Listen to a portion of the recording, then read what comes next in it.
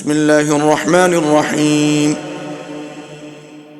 والمرسلات عرفا فالعاصفات عصفا والناشرات نشرا فالفارقات فرقا فالملقيات ذكرا عذرا أو نذرا إنما توعدون لواقع فإذا النجوم طمست وإذا السماء فرجت وإذا الجبال نسفت وإذا الرسل أقتت لأي يوم أجلت ليوم الفصل وما أدراك ما يوم الفصل ويل يومئذ للمكذبين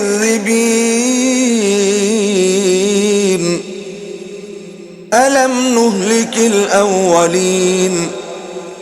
ثم نتبعهم الآخرين كذلك نفعل بالمجرمين ويل يومئذ للمكذبين ألم نخلقكم من ماء مهين فجعلناه في قرار مكين إلى قدر معلوم فقدرنا فنعم القادرون ويل يومئذ للمكذبين ألم نجعل الأرض كفاتا أحياء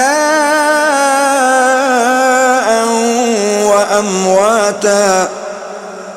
وجعلنا فيها رواسي شامخات وأسقيناكم ماء فراتا ويل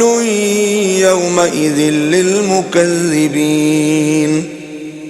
انطلقوا إلى ما كنتم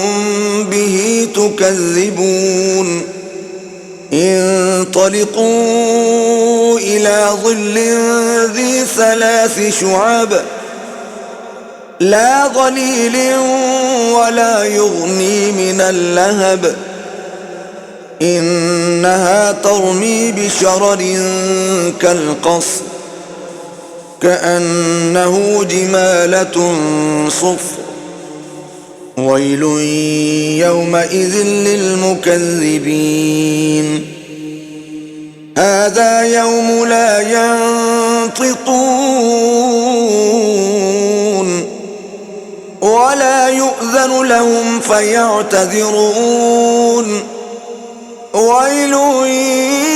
يومئذ للمكذبين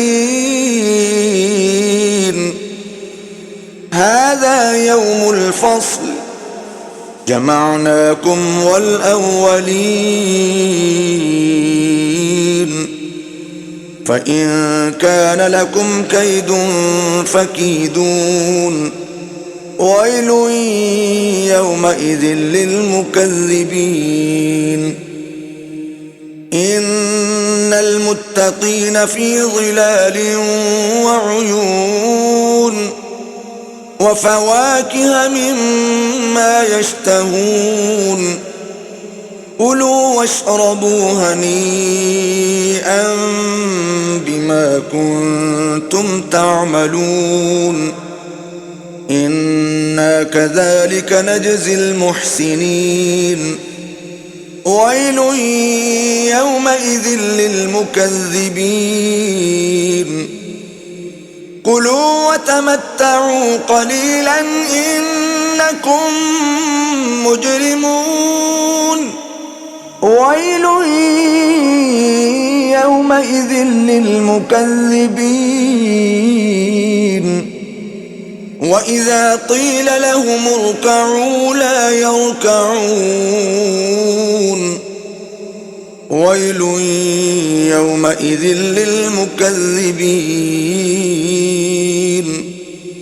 فبأي حديث بعده يؤمنون صدق الله العظيم.